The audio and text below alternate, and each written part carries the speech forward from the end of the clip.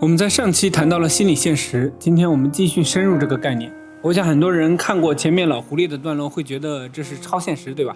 超现实是一个很大的概念，那么这期将心理现实和其他跳脱于时间线的一些电影手法，也就是我们说的神迹时刻来比较一下。我们先看一个片例。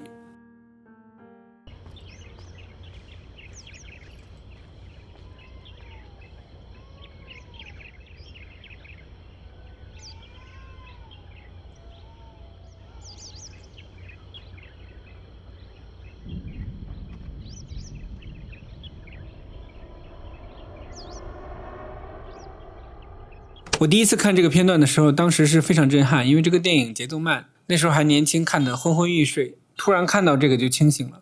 因为2010年之前其实也分辨不出特效的好坏，当时我觉得还挺真的，所以会很震撼。现在想原因应该是在一个极度写实的电影里突然出现了与生活经验、生活逻辑完全不相符的画面，并且你很难分辨真假，这是造成当时觉得这个镜头震撼的原因。这是一个完全超现实的段落，这个画面与主人公其实并没有什么关联。首先，这栋楼不是第一次出现，前面在白天的时候已经有戏份出现这栋楼。镜头跟随男人开始前推并且向左摇，这个男人的视线和女人的视线都不约而同地看向了后景处的这栋楼，是为了引导观众的视线也注意这边。在后面这个夜景戏的时候，女主角过来挂一件衣服，这个动作就是为了后面大楼飞起来的镜头，让人物的动作引导观众视线走向这里。人物出画，但是摄影机位置不变，等待神迹时刻的降临。否则没有人物引导摄影机运动，直接拍大楼飞起来非常呆板。相比来说，老狐狸的那场戏，我们是从老狐狸这个人物的心理出发而设计的一场戏，而三峡好人这场戏是从导演表达出发而设计的。大楼飞起来与人物心理是没有关联的。现在再看这个楼与这个繁体字非常接近，那导演在这里想做什么表达呢？这个楼不管是不是烂尾，它飞起来都是直接暗示了经济的腾飞，而且是一个火箭发射一般的速度。代价是什么呢？这个过程中有些人是否被落下了？那导演关注的是哪些人呢？为什么这个电影能得金狮奖呢？在选择视角和价值观的这个方面，那时候的贾导肯定是没问题的。所以这是我认为的完全的超现实的段落。我们再看第二个片例。入睡之前，我们看到爷爷说江央身上这颗痣跟江央奶奶身上的一模一样，认定江央就是奶奶的转世，这是藏族的转世的说法。两个小弟弟吵着要看哥哥身上的痣，这时候突然灯灭了，一个弟弟说我还没看清就没电了。黑屏之后特写镜头，痣就被轻易的剥下来了，两个小弟弟拿着痣就跑，哥哥江央在后面追，而且注意这个段落是有音乐的，而且是一个升格镜头。这是一个心理现实还是一个超现实呢？说超现实也不是不行，但是这个段落可能更接近梦境。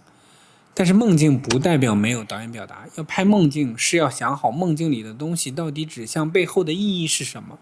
前面交代了这个痣代表转世轮回到家里的奶奶，梦境里的这个痣就假的不能再假了，那这个意义是什么已经很明显了。结合气球这部电影的全片来看，导演也是在用当下的价值观来质疑传统的价值，所以导演价值观也就呼之欲出。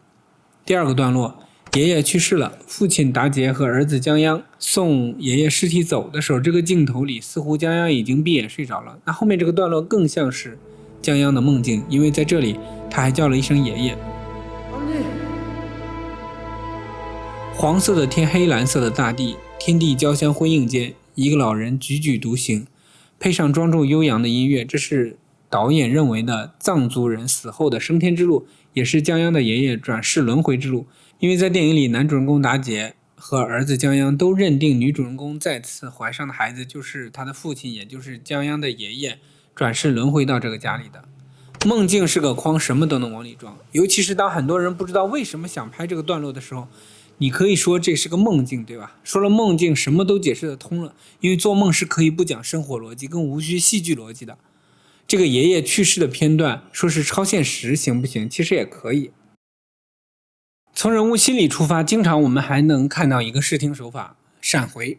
闪回就是回到过去的时间和空间，是非常高效的一个视听手段。前面我们在长镜头的视频里提到过，因为长镜头内时间是连续的，就限制了像闪回这样的可以操弄时间的视听手法。使得信息的编织需要更加用力。一个故事的讲述可以是从1到2到3、4、5，往往现代电影都是从2开始，甚至从3开始，那1和2就变成了前史，可以用闪回来切入。比如一些电视剧里的闪回往往都是一大段，每次闪回可能要一场完整的戏份。在一些电影里，闪回可以按帧来计算，可以是人物的一个念头，脑海中蹦出的一个想法。我们看一个片例，电影《你从未在此》，主角 Joe 曾经上过战场，战场上的一些画面对他造成了永久的冲击。虽然他现在已经远离战场，变成了一个职业杀手，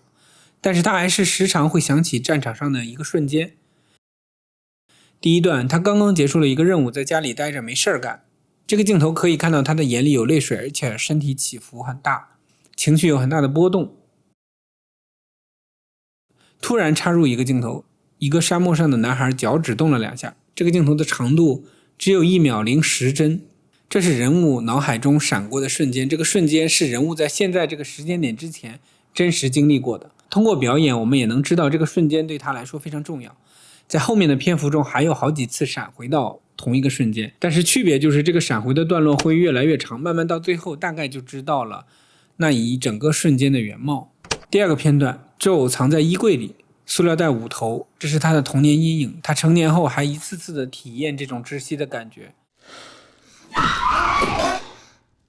在这里再次闪过一个镜头，镜头里一个小男孩用塑料袋捂着脸，听到房间里传来女人尖叫的声音，还有一个男人的声音。这个镜头的长度只有1秒03帧。这是2个高级的闪回的例子。为什么说这样的闪回高级？因为用闪回其实是为了让观众看懂，但是在我们这里所说的2个例子里，只有看完全片，你才能将一些碎片联系起来组成完整的段落。如果你看电影稍微走神，这些都会错失一些东西。你从未在此这个电影我非常推荐，这个电影的视听语言魅力十足，而且这是女导演的电影。在上期我们聊到的电影《老狐狸》当中也有闪回的戏份。廖太来在自己上班的饭店遇到了一个女人，女人每次来只是点一桌菜，却不怎么吃。终于有一次廖太来过来帮女人结账，2人寥寥数语，相顾无言，眼神中写满遗憾与温情。廖太来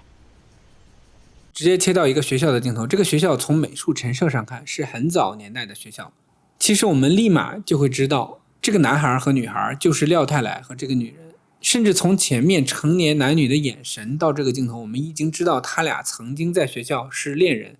但是最后错过了。在早期闪回这种手法开始使用的时候，可能还得在2个镜头间加叠画，甚至我们之前说到的梦境镜头，也得拍一个人躺在床上睡觉，再加一个叠画，之后到梦境里的时空。现在观众已经对这种切换时空的方法非常熟悉了，就像一个导演与观众的约定，无需多言。但在这里其实把这个女学生叫廖太来名字的这个声音提到成年人所在的这个时空，这是剪辑上的声音先入的方法，是比较高级的。廖太来